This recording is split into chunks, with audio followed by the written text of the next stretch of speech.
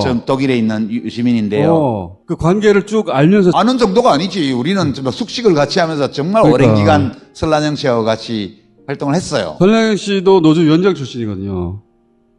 그래서 더 이상은 전화를 하면 안 되겠다.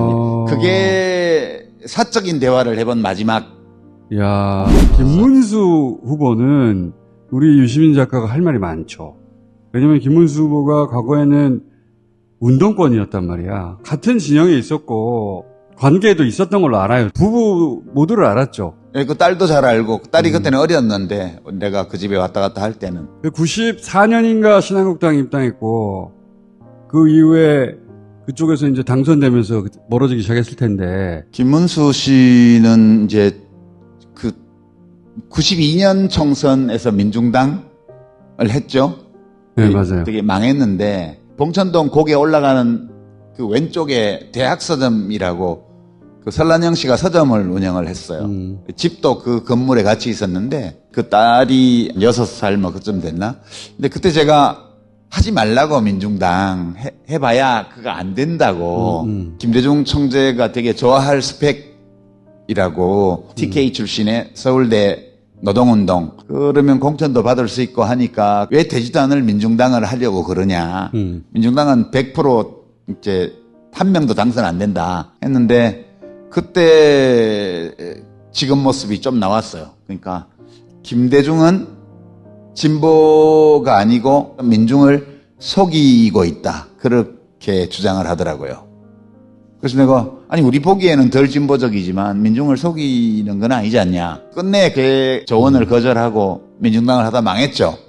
그리고 저는 이제 독일 유학 가서 있는데 저쪽 당에 가더라고. YS 대통령 인기 한참 좋을 때. 저는 뭐 그럴 수도 있지 라고 생각을 하고 가끔 통화도 하고 그랬어요. 국회의원이 됐는데, 96년도 총선, 박지원 씨하고 붙어갖고 됐어요. 근데, 김대중 오른팔을 이겨서 더 기쁘다. 이렇게 인터뷰를 했더라고. 그래서 제가 이렇게 인터뷰를 하면 안 되지 해서 전화를 했어요. 그 비싼 국제전화를 그때. 독일에서? 네. 이렇게 하면 안 된다고. 저는 이제 애정이 있었기 때문에. 근데 설란영 씨가 전화를 받았어요. 저하고는 정말 전화를 그렇게 받을 수 있는 관계는 아니거든. 왜냐하면 그 남편이 보안사에 잡혀갔을 때 나하고 같이 정말 밤낮으로 같이 다니면서 남편이 어디 갇혀 있는지 찾아냈고 법정에 매일 가서 메모해가지고 발언록 같은 거 전부 프린트해가지고 인권단체에 돌리고 시민사회에 돌리고 이거를 상당 기간 동안 같이 했었어요. 그러니까 같이 정말 농성도 많이 했고 밥도 같이 먹었고 동지지 동지. 예. 한마디로. 그래서 그렇게 전화를 받으면 안 돼요. 네. 뭐라고 전화를 받았어요? 네. 고맙습니다. 이런 거 있잖아요. 너무너무 사무적인 의례적인 전화 응대였어요. 그래서 이거는 얘기하기 싫다는 뜻이구나 싶어서 첫 마디가 예. 누구 집 뻔히 알면서 전 독일에 있는 유시민인데요. 그 관계를 쭉 알면서 아는 정도가 아니지. 우리는 좀 숙식을 같이 하면서 정말 오랜 기간 설란영 씨하고 같이 활동을 했어요. 설량현 씨도 노조 위원장 출신이거든요. 예, 그래서 더 이상은 전화를 하면 안 되겠다. 그게 사적인 대화를 해본 마지막. 이야. 그 톤에서 바로 느꼈구나. 예. 그러니까 전화를 안 받을 수는 없으니까 받긴 받는데, 그냥 축하 전화하는 수많은 사람 중에 하나? 그 시절에 너는 이제 필요 없어. 너는 루저고, 우리는 이미 성공했어. 이런 거 아니에요, 말하자면. 약간 그런 느낌이어서, 예. 너는 뭐 독일로 도망갔지만, 야, 우리는 여기서 국회의원 됐어, 이제. 이런 건데. 국회의원이 뭐라고? 설량현 씨가 최근에 갑자기 많이 등장하잖아요. 등장해가지고 여러 가지 메시지를 많이 내잖아요. 노조는 못생겼다부터 시작해가지고. 그거는 문학적인 표현이에요. 설란영 씨는 저는 이해할 수 있어요. 왜 저러는지. 그러니까 유력한 정당의 대통령 후보 배우자가 다른 유력한 후보 배우자를 공개적으로 헐뜯는 이런 말을 하는 것은 저는 처음 봐요. 저도 처음 봐요. 한 번도 없었던 일이거든요. 대통령 부인뿐만 아니라 어떤 단위의 공직 후보도 부인이 상대 후보의 부인을 헐뜯지는 않습니다. 근데 예. 지금은 너무 대놓고 하잖아요. 예, 설란영 씨는 그때 구로 20단인가 있던 세진전자라는 그 전자부품회사 노동자 위원장이었어요. 그리고 이제 김문수 씨는 한일 도르코 지금 금속연맹 산하의 거기 노조위원장을 했죠. 그러니까 김문수 씨가 학출 노동자, 대학생 출신 노동자로서 찐 노동자하고 혼인한 거예요. 그러면 그 관계가 어떨지 짐작하실 수 있죠. 김문수 씨는 너무 훌륭한 사람이에요. 설란영 씨가 생각하기에는. 나하고는 균형이 안 맞을 정도로 대단한 사람이에요, 원래부터.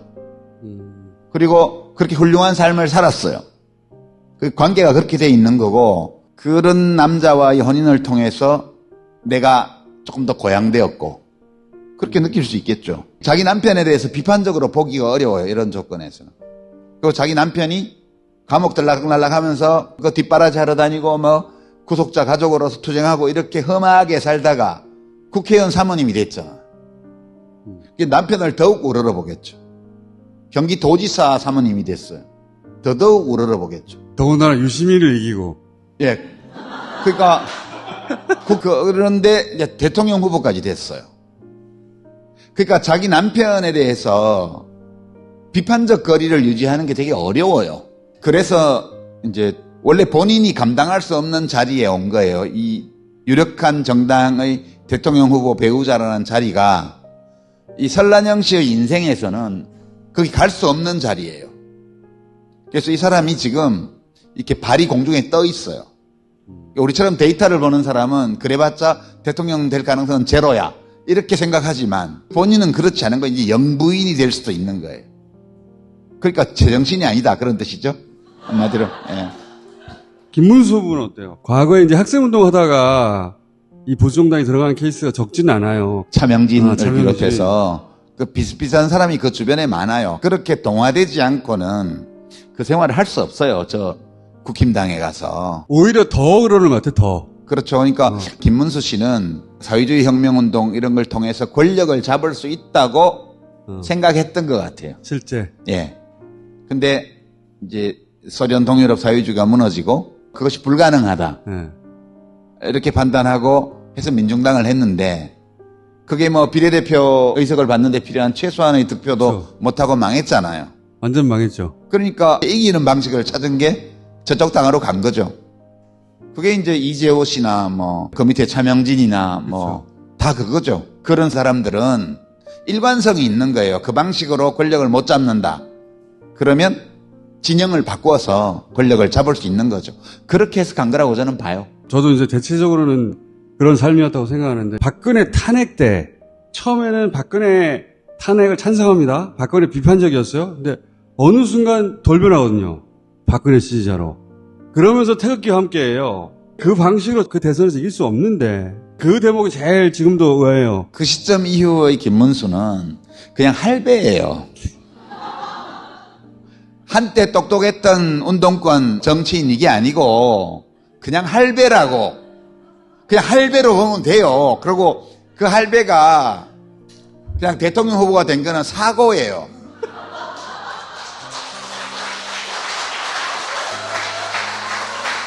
어떤 고상한 어떤 심리학 이론이라 정치 이론으로 이걸 설명할 수는 없고요. 그냥 이거는 윤석열 패거리들이 한덕수를 대통령 후보로 세우려고 작업하는 과정에서 이 작업 공정이 흐트러지면서 완성품이 안 나오고 중간 제품이 그냥 나와버린 거 시장에.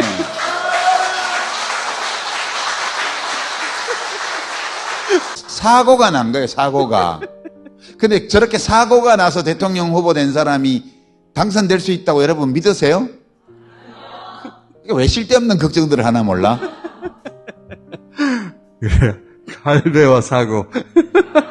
노인과 바다가 아니라 할배와 사고. 아이도. 원래 한시로 바꿔서 그치. 등록을 했어야 되는데. 근데 당원들이 실제로 투표를 어떻게 했는지는 모르겠지만 여하튼 공식적으로는 당원들의 반대가 더 많았다는 이유로 바꿔치기를 못했잖아요. 그러면서 바꿔치기 되지 않은 후보가 나와버린 거죠. 참 진짜 대책이 없어요. 그냥 할배라고.